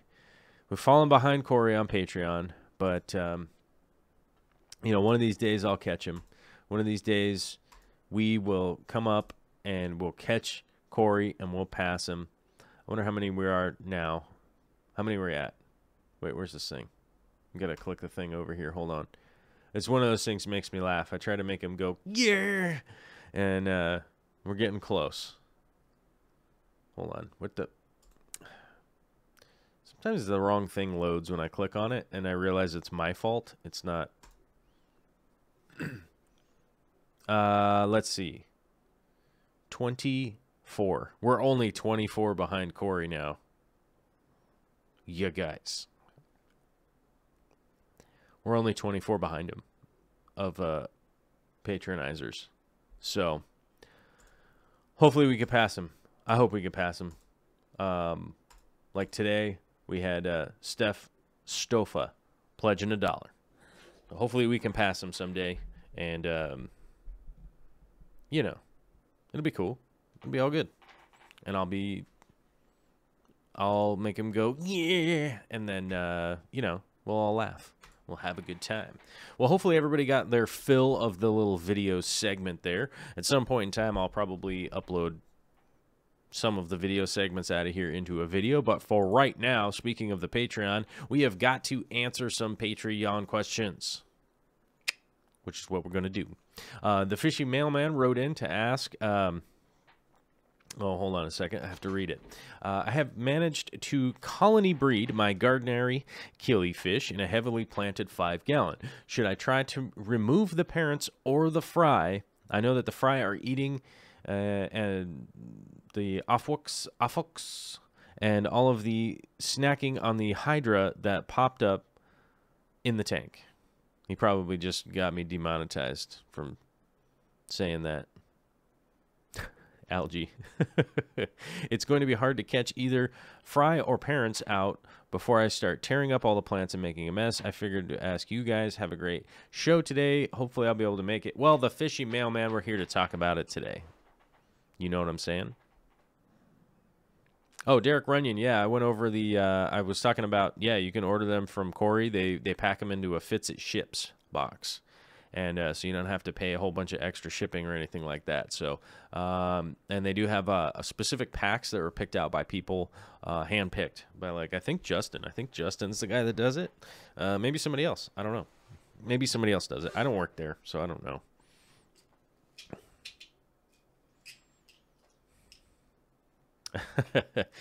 Quinn Mallory says, should we cancel our patronage to Corey temporarily to bring you closer to the moment? No, I wouldn't say that. I'm super appreciative of all the Patreons that I have, and that's all good. If we organically beat them, we'll beat them. If not, we'll keep trying. We'll figure it out. Like I said earlier, one of the biggest things that anybody that could do out there is to share this stuff out. You can share this stuff out, and let's see if we can't try to get to like the 10,000 subscribers. That's really my goal right now. Honestly, my goal is to try and get to 10,000 subscribers. Because it's been a really long time that I've been that I've been uploading and stuff like that, and I'm on a personal note, I'm like, oh man, how am I not? You know, it's like I hang out with people that have, you know, hundreds of thousands of subscribers, and I'm like, yeah, I have 8. Yeah, so I don't know. It's like one of those dude things where I just kind of feel inadequate, I guess. I don't know, but I'm super stoked at all my subscribers are super engaged. So that is something that I can always lord over those guys, because my videos get an average watch percentage of 40% or something like that. It is pretty crazy. It is pretty crazy because those guys are like, what? Mine's 11. I'm like, yeah, you need to make better videos, bro. So yeah, like I said, if there's something that was like really actually important, it's like share the channel, share the video out there, in a real way. And like one of those weird things is that, like Facebook, if you just share a link, everyone scrolls right past it. So, what I always recommend is to tell people to, like, if you could share, do a screen grab and then share that picture and then say, hey, here's this weird dude I like to listen to while I'm driving around in traffic or whatever. And then maybe somebody will come in and become part of the community, which would be cool. You know? So, you know. Ernest Borgnine says 8 is 8, man. Jeffro says hashtag engaged, hashtag flu balls tripping. That's right. Yeah. Let's see here. Turbofish says 40% versus 11. Holy data. Anyhow, let's get back to answering Fishy Mailman's question. So he has some of the Gardneri Achilles just like I do. So he's asking because he got them to breed in a 5-gallon tank, which may or may not sound like a really small tank for you guys for a fish like the size of Achille. But remember that where they come from small ponds and puddles and things like that. So it actually is really easy to maintain a decent water quality for them. So it actually is kind of cool to put them in a 5-gallon to breed. Now, he was asking what's going to be the easiest thing to do, remove the adults or remove the fry. And I was saying that my answer to him was take out the parents for sure. First of all, it's going to be super easy to lure them to the top of the tank by feeding them. Pretty specific with Gardneri Achilles like that. They will come up to the top to feed, especially when they're full grown. If they've been mating and stuff like that, they'll definitely come right up to the top and go, hey buddy, you got some food? And you'll be able to net them out fairly easily like that. Plus, you'll be able to leave the fry in the tank, which he said is heavily planted, and give the fry a chance to for the fry to grow up and not be munch, end up being some food for anybody, which will become a problem with those fish because they are from a pretty haggard environment that just gives them a real temperament of like, whatever I got to do to survive, I'm going to do it. So it's not really that they have distemperament or anything like that. They just come from a really difficult environment to survive. So Maribeth Mabe said 194 watching, 151 thumbs up, and 3 of them down. Well, you know, we're always going to have the haters around here, and that's just how it's going to be, you know. Big Texas Tank says new Patreon love content. New Patreon love the content. Have everyone here at work, local fish store, listening to Real Fish Talk. Keep it coming. Oh, that is awesome. Look at that. That's not even a way that I had ever thought of promoting. It's like, hey, if you've got a local fish store, you could throw the Real Fish Talk on in there, and guess what? It's 2 avid fish keepers having a chat. You know what I'm saying? And it would be appropriate for the store, right? I bet Petco or whatever wouldn't allow it. Sorry, not Petco, PetSmart, whatever. Big box animal stores, right? Let's see here. Whoa. Okay, clicking the wrong button. All right, so hopefully that answered the Fishy Mailman's question. Hopefully that answered maybe some of your guys' questions that you had with maybe breeding killifish or dealing with killifish or any of that kind of stuff. Let me see if I can't pull up some more of the questions. I got to go over to the thing here. Loading. Oh, whoops. That was my fault. I clicked the wrong button. Now I got to click this other button, and we go to this one. From Mandy Smith, who was super cool and sent me a shirt, even though it's not as cool as my favorite shirt right here that I got from Vicky. This is my shirt from Vicky. That's my favorite shirt. I try to wear it on Fridays because it's my favorite shirt. About to lose my mind dealing with this issue is what she writes in, battling illness. I've already lost one fish and would rather not lose another. I assume the issue has been and continues to be flukes. My new fish immediately went into treatment because he developed white patches on his dorsal fin and tail fins that had stringy bits as well as the occasional stringy poo. Prazi worked, but less than a week later, the problem was back. I've removed the substrate, cleaned the filter, and even replaced the media, hoping to solve the issue. Today, his tail was white, has a white bit on the end again. He's by himself, so his tank is a quarantine tank. It's a 20 long, and he is a 2-inch juvenile fantail. His water parameters are fine, and I'm using an API master test kit. I'm also doing daily 10% water changes because I killed the cycle. I can't afford to replace media or buy continuous medications, so any help would be greatly appreciated. All right, here's one of those things that Corey and I talked about the other day. This is some of these treatments that, because part of the issue here is that you can't really buy anything, but you are already doing the water changes.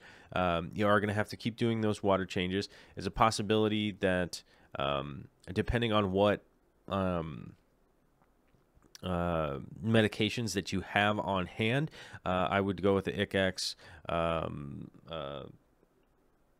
the Melifix, and whatever the other of the trio is, which is pretty much the go-to. Then what I would take into strong consideration here is if you can find something to add tannins, and that could be something, some dry leaves or something like that, which will definitely help out any fish that's really battling a little bit of illness. I would also add a little bit of salt in here so that if you could bring that up a little bit, but the tannins would be the biggest thing. So maybe you got some old pieces of driftwood around or new pieces of driftwood, oak leaves that are perfectly dry. If you can't find anything that you just want to make sure that they're perfectly dry. They can be wet outside, but you want to make sure that they're perfectly dried. So fully dead and brown. You can actually bring them in and stick them in your oven and dry them out just to get the moisture off of them from outside. Also, it'll help evaporate anything that may or may not be on them. And you can actually dry them in your oven that way, but you want to make sure that they're fully dried. So there's nothing yellow, nothing green or anything like that, but they're fully crispy, like oak leaves or something like that. Those could be a free way to add a bunch of tannins and that kind of thing, which would definitely help out. Help your fish a little bit with the healing process and stuff like that. It's sort of like putting them in a splint and whatnot. I also bring the temperature up a little bit and add a little bit of salt if you can, and bring that temperature up, and then try to feed a little bit with those water changes and stuff as you're going along. But it sounds like you're doing what you can. Sometimes things just don't work out, you know. So, but keep doing what you can, and hopefully it does work out. And we'll be hearing from you at some point fairly soon. Travis Boyett posted some great pictures of his aquarium on here. This is his first planted aquarium. Digging it, looking good. Kyle Paith actually posted, notice in his 75 that handful of his orange, are those Sulawesi shrimp? What are those? Those look like orange reelies. Never mind. They look like Sulawesis for a minute. Look like orange reelies, and he's saying that they have a little bit of Kind of milking, thinking a bacterial infection is, so how do I treat in shrimp? Oh, man. Off the top of my head, I can't think of what it is for bacterial. Hold on. It's been a weird day of me reading. Hold on a second. Hold on. I'm trying to remember what it is. So maybe somebody knows. There's Kyle. He's here. Just orange neos. Oh, those are orange neocaridinus. They're just like really, they're looking really white though. You're right. They are looking really white. Could be a problem. Could be probably something going on. Bacterial Pimafix. So we're looking at like probably do a little bit of Pimafix. It would be best for that, but also with neos, I would bring the temperature up a little bit on that, just to kind of relax them out a little bit, kind of speed up their metabolism, and then feed probably twice a day with neos so that you can kind of boost them up a little bit, and then make sure you're vacuuming anything extra out with just some minor water changes. So I wouldn't say it's really that far off from Mandy's situation, honestly, because I really kind of feel like I'm repeating myself here a little bit, but neos are pretty resilient, and if they do typically have a bacterial thing going on, that has helped for me in the past, but I would also tannins for sure. Lisa Camilleri. Oh, somebody else must have gone live. A whole bunch of people left. I've got a beta question for today's live stream. I can't super chat because apparently I live in a backwater country. Oh, I think we already answered. Never mind. Already answered that one before. Lisa Camilleri answered that one on the. We answered that one on the Real Fish Talk. I think I did. Yeah. Olympia Shrimpery sent in some awesome pictures of her tanks, and they look dope. All right. What do we got here? We got a thing coming in. All right, so we got the Patreon questions. We got the Super Chat questions. Now let's hop into the chat here. And for the last 15 minutes, we got pretty much just whatever people want to ask me is all good. And Relic Turtle Center, if it's flukes or something different, salt and general cure works on most. But to me, if I keep a very close eye on the fish, hopefully it's just bacterial. Yeah, a little bit of general cure or Pimafix would be great there. But if we were trying to keep it free, because money can be an issue for a lot of people out there, I would go looking for free sources of tannins. That's where I'd be going to, and can definitely bust a bunch of that out of there that way. Another reason why I constantly have... It's just yet another reason why I have so many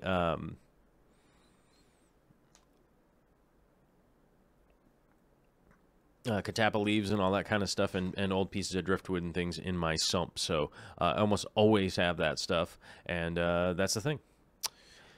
That's the deal. Let's see here. I'm trying to catch up on some of the questions back here. Barbara Jackson's asking, Joel, do you ever get painter's block? I haven't been able to finish a painting for many months now. Any advice for getting back on track? Barbara, oh yeah, I've definitely had this happen to me many times. Now, I do know how to get past this. No one ever wants to hear this advice. I'll give you an example. I got one back here. Hold on, I'm just over here. I'm not gone, I'm just over here. Where do I put this? How about right here? All right.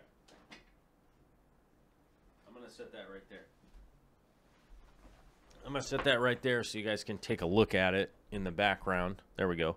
So this painting right here, I worked a lot on, and then I got to a point where it just was not working for me. Like, it just realistically was not doing what I wanted it to do. Let me see if I can. Maybe I can just go over here. Let me try going over here. There we go. Hey, that's way better. Look at that. All right, so this painting right here was not doing what I wanted it to do. It just was not coming together. The composition was terrible. I worked on it a lot, and I just kept trying to get it, and it just was not getting to where I wanted it to go. And it never got done. It just sits there. It just sits there. And I will tell you something. I've had a lot of paintings like this over the years, and I know exactly how to get past it.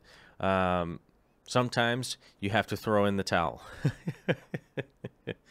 And by throwing the towel, I can say is not exactly what I'm trying to explain. But what I am trying to explain is that sometimes you just have to give up on what you were trying to do. And so that means at some point in time, and I've had to do this before with many paintings over the years, is that I'm just going to hit this with a completely different color. I'm going to load up a palette, and I'm just going to put a big old stroke of paint on it in a different color. Like maybe this guy's suit is going to turn bright red or something. I don't know.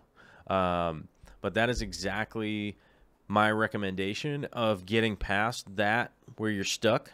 It's another, I think it's a parallel definitely to aquariums and aquarium care, because more often than not we get stuck doing the same thing with a tank over and over again, and we never try to take that giant leap, right? Like, I'm going to put the driftwood right here in the front. You know what I mean? It's like, well, I always put it in the corner. Yeah, well, this time I'm putting it in the front. You know what I mean?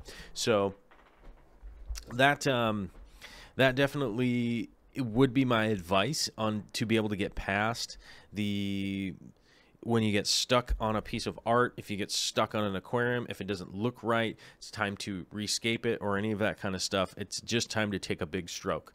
Time to just go for it, and then definitely deal with whatever it is that the outcome is there. Because if we don't ever take those chances, you never really like pushing the envelope, you're never really pushing your limit, and you never really go in that direction. But that's how paintings like this end up happening, where I just kind of stayed in my safe spot. I was going to paint what I thought would be a cool painting instead of painting what realistically like needed to be painted. So it never got done, never got finished. I never took any big strokes on it, never did any of that kind of stuff where it was like, hey, I'm going to take a big time chance on this thing and see where it ends up. But that's my advice to myself too. I might even just take black gesso and completely black this out. I've had to do that fairly often where I keep struggling with a paint project or something like that. I'll just take gesso and cover it up, and just reuse the canvas for something else. You know, and I forget who it was. I'm trying to think of what painter it was. I think it was like, hold on. Chasing. Is that what it was? Let me see what it is here. I think it's Chasing Picasso, I think is what it was. I'm trying to think.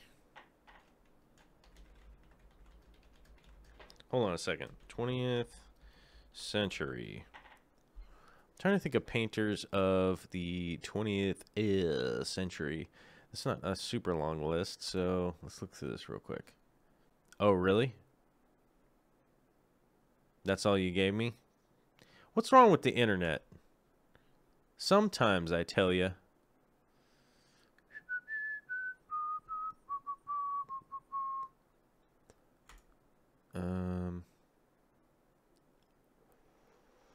Hold on a second here. I'm trying to figure out who it was. Yeah. Chasing Picasso. Yeah, that's who it was, right?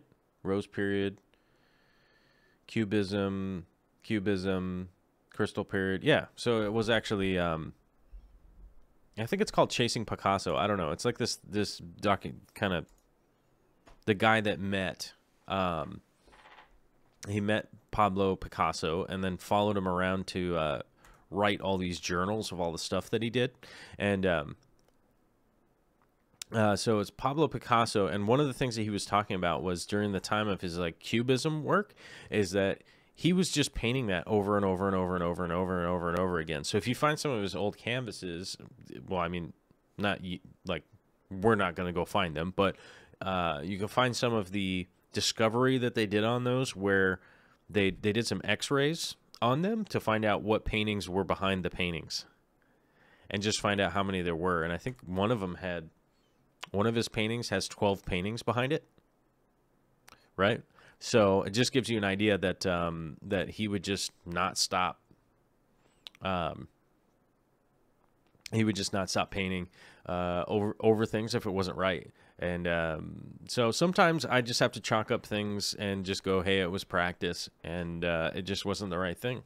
So Karen Hartfelder says, I'm about to gesso over one of my paintings. Makes me sad because I put so much into it, yet it just needs to go. Yeah, that's honestly one of those things. I feel the same way about fish tanks often, that I'm like, oh, man, I put so much work into this thing, but it's not right. It just doesn't have that pop. You know, maybe I wasn't paying attention to rule of thirds when I was building out the scape and that kind of stuff, or maybe these plants are wrong. I do know that the 240 has the wrong fish in it. What is it? Fish in it.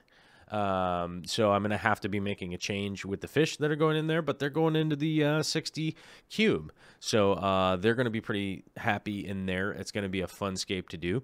I have that columnar basalt that's going to be going in there, which I'm pretty excited about. It's been a long time since I've really worked with all of that. And so I'm looking forward to that for sure. Oh, you guys, we got some new subscribers come in. Check that out. Aquatown, Isaac Bubatha, Andreas Almayer, and Terry's Tropical Tanks. Look at that. We're getting closer to that 10,000 mark, dude. Dude, I'm trying to get to the 10,000 mark. It's just what I got to do, dude. You know what I mean? Dude. Oops, I hit the wrong button over here. Ah! All right, there we go. Now it's working. Okay. So we're getting to Relic Turtle saying the salt would be great for the bacterial stuff also from those questions earlier. Kim Yawarski was asking, hoping you can help in dealing with diatom algae and have read so many conflicting reasons. Tank has been running for almost a year.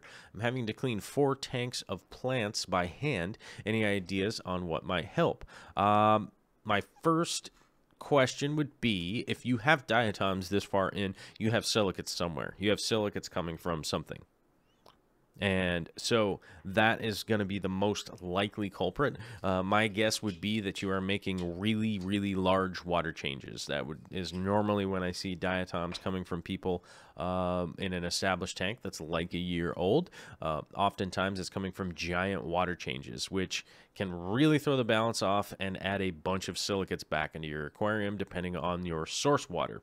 So now, if your silicates are coming from your source water, it is time to probably invest a couple of dollars in a pre-filter to keep the silicates from going into your tank ahead of time. Because once they're in there, you're just going to have to wait. You're just going to have to wait for the diatom bloom, and then it goes away. So wherever you're at, and I forgot your name already, sorry. Where'd it go? Kim Yawarski. Okay. Kim Yawarski. So wherever you're at, my guess would be it probably has something to do with one of those two things. And if that's the case, the pre-filter is actually pretty cheap. You can go to whatever your local hardware store is and essentially just get the drinking water pre-filter canister that will go on. You can either plumb that into the water line from the sink. You can plumb it into, well, let me think here. Yeah, you can plumb it from the sink or a garden hose or anything like that, and just making sure that that you're not adding silicates every time you do a water change. The Fishy Mailman is asking, Joel, have you ever used grape leaves, dried or fresh, for shrimp or fish? I have a large grapevine growing on the fence that my 150-gallon pond is up against. Leaves and grapes fall in during the fall. Well, the Fishy Mailman, I would love to say that I've tried grape leaves. I've heard people using grape leaves, but I'm so paranoid. about, well, I was definitely super paranoid in the past with my giant crystal shrimp tank that I never, I wouldn't put anything that wasn't tested ahead of time in that aquarium because it really was thousands of dollars worth of fish, and I'd probably freak out. You know what I mean? So if something happened, but you know, the end result was when we moved, they died anyhow. So I guess maybe I should have tried those out. But I never have tried grape leaves. I've heard of people doing it, but personally, I have not. And so I'd look into it more. I'd find somebody that actually has had experience doing that, and it's probably going to be the best way to go about it. Would be my guess. It would be to find somebody who really has experience and knows kind of and can specifically identify like which grape leaves could be safe and which ones could be not safe. So that's feels like the best advice I can give because I have not tried it. I've not tried that myself.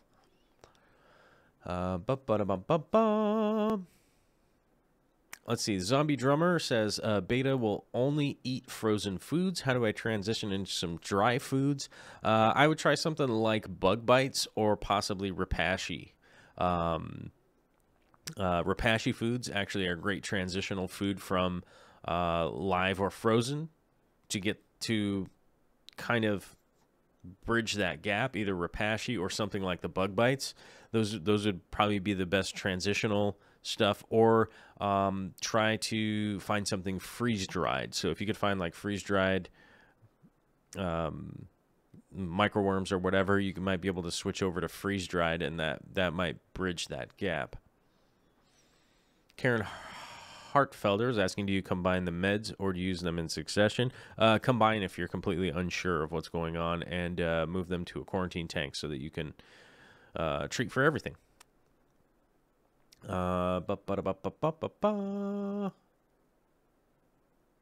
Let's see.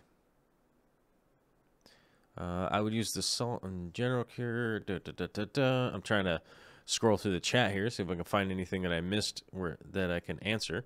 Local fish store in Lavinia, Michigan, mostly saltwater, which I love also, but I'm trying to revamp freshwater side of the store from big old Tex tanks. Out there in Michigan, mostly saltwater. Well, I love the saltwater side. I would love to see more 50-50 stores. I would love to see split down the middle fish stores. You know what I'm saying? There was one down in Portland, Oregon that was pretty close to that, where it was, you know, one side was salt, one side was fresh, and they were actually doing a great job there, and it worked out pretty well. So I'd like to see more 50-50 stores. We're seeing more and more specialty stores in Western Washington, which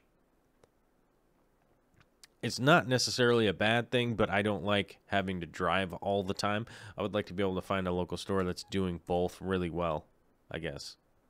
But I guess we could all just want. But it's great to hear that you're doing that. That's awesome to hear. People in Michigan are probably going to be stoked for it. It's pretty far from me, though. Let's see. Somebody was asking about a pond. I don't know where that went.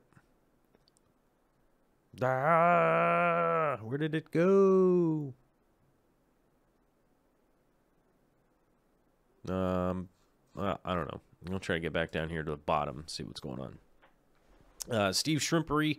Oh, Steven Scaglin with the my local fish store is 50-50. It's pretty all right. Pittsford Pets, the store I work in, has more fresh than salt. I prefer salt, though. Preferential salt. Zombie Drummer, local fish store is 60-40 fresh salt. Yeah, I could see how you could go 60-40. That'd be fine. I'd just like to see more half and half, just because it feels right. It feels like one side salt, one side fresh. Maybe dry goods in the middle or something. That'd be cool. I'd be into that. But there are, you know, Western Washington does have more and more planted aquarium stores, which I will admit that I'm more likely to spend a lot more time in just a fully planted store. But there definitely are some pretty cool ones here. All right, we're coming up on the end of the show, so I want to say thanks to everybody for coming out today. Like, how awesome was it? We had like almost 200 people in here today. That's awesome on a Friday. Everybody being excited on a Friday. I I don't know who else has a live stream today, so I can't really give you a recommendation on who's around or who's not around, because I can't think of any. Can't think of any. Let's see. Oh, what's going on here? Somebody answers. What's the question? Oh, there's a couple questions here real quick. Brennan's life. I got a 300-gallon pond for Christmas, and I'm going to have it overflow into my garden, so I never have to water it. It will do it automatically. That is awesome. That is awesome. That's a lot of what's going to be going on out here. There's going to be some big old ponds going in, and I'm pretty excited for them. I'm pretty excited to get building them. Lars K says, LR Bretz is live today. Oh, LR Bretz is later. What is he, like 9:30 or something? Or 8:30? So, oh, that's like a half an hour from now. So LR Bretz will be live later. If you can't, go ahead and check him out. He's one of our local hillbilly fish keepers. My boy out there getting weird. Had a good time hanging out with him. Oh, here we go. Guppy's Fish Room is live right now. That's who I want to endorse. You ever been to Guppy's Fish Room? Who can link Guppy's Fish Room into the chat? Guppy's Fish Room was the young winner. Or I think he got 3rd place at the Aquatic Experience. Let me see. Where's his live stream? Let me see if I can find it here. Copy. Paste. Badoo. Let's see if we can find it. Oh, there we go. I got to pause this real quick. Live now. Stop. There we go. Okay. Now I've got the link. All right. He is 13 years old, I think. I think he is 13 years old. Did some of the coolest aquascapes I've seen around. I just posted a link into the chat, and I'm going to spam my own chat with the link. That's his link. He is an awesome young fella. I had a great time meeting him. He does some awesome aquascaping. There's 180 people in here right now. Everybody go bombing over into his chat and say that Corvus sent you, and let him know, show him some love, and let him know that we're all here to support him. He's a young guy. He's a young fish keeper, and this is a guy this is a kid that is so talented. I tell you, 10 years from now, this kid is going to be one of the premier dudes out there. And so let him know. Let him know that I sent you, and hit him with a little subscribe. He's only got 117 subscribers. Let's get him up there. And show him some love. Let him know we all said hi. And thank you, everybody, for coming out. Such a beautiful, lovely, successful week. And a totally lovely, beautiful, successful week. I'm so happy for everybody. Everything's going well. We got big projects coming up next week. We'll see you on Monday. I have some edited videos coming out over the weekend and early Monday morning, so you guys can be satiated with something.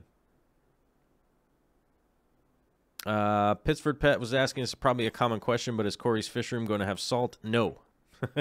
Actually, as far as I can tell, he's not going to. I thought I had convinced him, but he's not going to. All right, guys.